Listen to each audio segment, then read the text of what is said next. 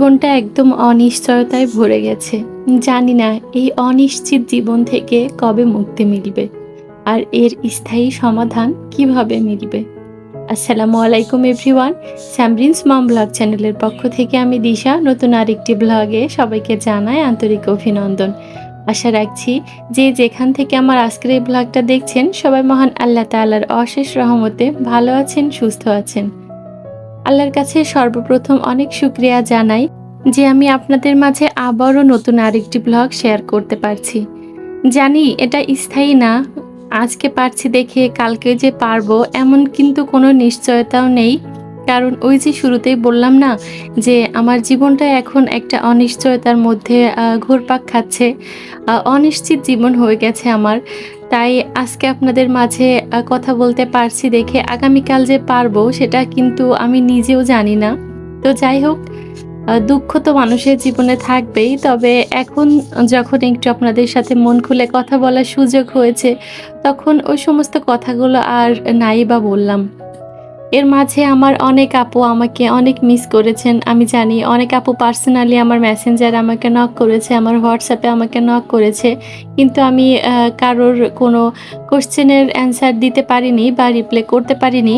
কারণ আমি out of নেটওয়ার্কের মধ্যে ছিলাম। আসলে কি বলবো আপু, তোমাদের মানুষের লাইফে এমন কিছু সমস্যা থাকে, কিছু কথা থাকে যেগুলা খুব বেশি সবার কাছে বলতে মন চায় কিন্তু সেগুলা বলা যায় না। ঠিক তেমনি আমারও কিছু পার্সোনাল সমস্যা ছিল যেগুলা আরকি ছিল বলতে এখনো আছে। সেগুলার যে স্থায়ী কোনো সমাধান হয়েছে বা আদৌ সেগুলা সমাধান হবে কিনা আমি জানি না। যার জন্য আমার ইচ্ছা থাকা সত্ত্বেও আমি আমার প্রিয় আপুদের কোনো প্রশ্নের উত্তর দিতে পারছি না। তো এই আরকি। যাই হোক, যেভাবে আছি যতটুকু আছি, আমি বলেছিলাম আপুদের কাছে যে আমি যখনই সুযোগ পাবো একবারে যে YouTube ছেড়ে চলে যাচ্ছি এমনটা না। আমি যখনই সুযোগ পাবো, কি অবস্থায় আছি, কোথায় আছি আপনাদের সাথে একটু হলেও আরকি সেটা শেয়ার করব বা জানাবো। আ তাই আরকি এখন যখন সুযোগ পেলাম তাই ভাবলাম আজকে আপনাদের সাথে একটু কথা বলেই নিই। কে জানে আজকে কথা বলতে পারছি, আগামীকাল হয়তো নাও বা বলতে পারি।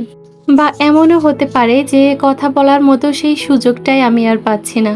এতদিন আপুদের অনেক মিস করেছি। আমার কাজের জায়গাটা অনেক মিস করেছি। অনেক ইচ্ছা হতো যে প্রতিদিনের মতো একটা করে ভিডিও আপলোড করি।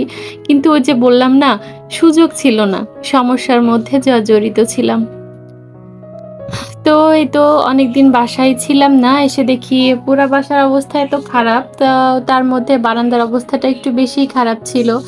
আ ওদের লোম, পালক এগুলা পড়ে একদম পুরা বারান্দা নোংরা হয়ে গিয়েছিল। তো আসার পরেই তো ১ম এ ওদের খাঁচা, উপর নিচের ২ টা খাঁচা পরিষ্কার করে একদম পুরা পরিপাটি ক্লিন করে দিয়েছি। তো এই তো নরমালি দেখা যাচ্ছে আমি ২-৩ দিন পর পরিষ্কার করলে এত বেশি নোংরা হয় না। যেহেতু ১৩-১৪ দিন একটানা পরিষ্কার করা হয়নি, তাই এত বেশি নোংরা জমে গেছে। ওরা খাবার খেয়েছে সেই নোংরা, প্লাস হচ্ছে ওদের লোম, পালক এগুলা সব মিলিয়ে আরকি হচ্ছে অনেক বেশি নোংরা হয়ে গেছিল। তো এগুলো আরকি পরিষ্কার করে নিলাম। আর এই তো আম আসলে কি আজকের ভিডিওটার মধ্যে কোনো প্রাণ আপনারা হয়তোবা খুঁজে পাবেন না। আমি নিজেও পাইনি। আগে যেমন মনের মধ্যে একটা খুশি নিয়ে, আনন্দ নিয়ে একটা ভিডিও শুরু করতাম। আজকের ভিডিওটা কিন্তু একদম সেভাবে শুরু করিনি। জাস্ট মনে হলো কতদিন আপনাদের সাথে কথা হয় না। আর এভাবে করে যদি ভিডিও দেওয়া একদম টোটালি অফ হয়ে যায় তাহলে তো আমার চ্যানেলটাও অনেক বেশি ডাউন হয়ে যাবে। তাই আরকি কোনরকম দিলাম। কারণ ওই যে বললাম না যে অনিশ্চিত একটা জীবন। তো সেটাই আরকি। দেখবেন কোনো কিছুর যখন কোনো নিশ্চয়তা না থাকে তখন সেটাতে আরকি আপনি কোনো দম বা কোনো খুশি, আনন্দ, উদ্দীপনা কোনো কিছুই খুঁজে পাবেন না। আমার ক্ষেত্রেও ঠিক তেমনই হয়েছে। যেকোনো সিদ্ধান্ত নেওয়ার আগে কিন্তু আমরা কখনোই ভাবি না। দুম করে কাজটা করে ফেলার পরে যখন সেটার জন্য আমরা সাফার করি, তখন মনে হয় যে ইস! যদি ঠান্ডা মাথায় আরেকটা বার ভেবে এই সিদ্ধান্তটা নিতাম, তাহলে হয়তো আজকে আমার এভাবে আরকি সাফার করতে হতো না। আর দিনের পর দিন নিজের মনের মধ্যে চাপা কষ্ট, চাপা আর্তনাদ পুষে রাখাটা যে সত্যিই কতটা কষ্টকর সেটা যে রাখে শুধু সেই বোঝে। আর তার চেয়েও বেশি কষ্টকর হচ্ছে যখন আপনার কোনো জিনিস একেবারেই পছন্দ না। আর সেটাই আপনার মনের বিরুদ্ধে গিয়ে আপনাকে করতে হচ্ছে। করতে বাধ্য করা হচ্ছে। আপনাকে বারবার ফোর্স করা হচ্ছে সেই কাজটা করার জন্য। তখন কিন্তু আপনার দেহটাই থাকবে ঠিকই, কিন্তু সেই দেহে প্রাণ থাকবে না। আমি আমার লাস্ট ভিডিওতে যখন বলেছিলাম যে হয়তোবা আমি আর কোনো ভিডিও দিতে পারবো না YouTube এ, তখন আমার কাছের যে আপুগুলা আছে বা আমার একান্ত কাছের যে মানুষগুলো আছে, প্রিয় মানুষগুলা অনেক কষ্ট পেয়েছে। আমাকে নক করেছে মেসেঞ্জারে বা আমার ভিডিওতে এসে কমেন্ট করেছে। তো তাদের কথা আর কি বলবো?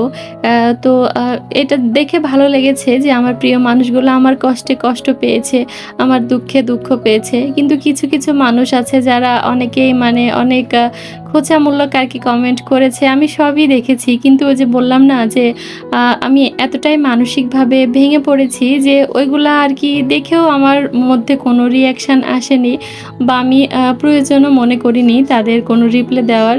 তো যাই হোক, আজকে এখানেই বিদায় নিচ্ছি। আমার এই অনিশ্চিত জীবনে হয়তোবা মাঝে মধ্যে আপনাদের সাথে কথা হবে, দেখা হবে, অথবা যদি আল্লাহ চায় তাহলে আগের মতো প্রতিনিয়ত আপনাদের সাথে কথা হবে। সবই আল্লাহর ইচ্ছা। তো সবাই ভালো থাকবেন, সুস্থ থাকবেন। আমার জন্য দোয়া করবেন যাতে আমি আমার জীবনের সব বাধা বিপত্তি পেরিয়ে যেতে পারি।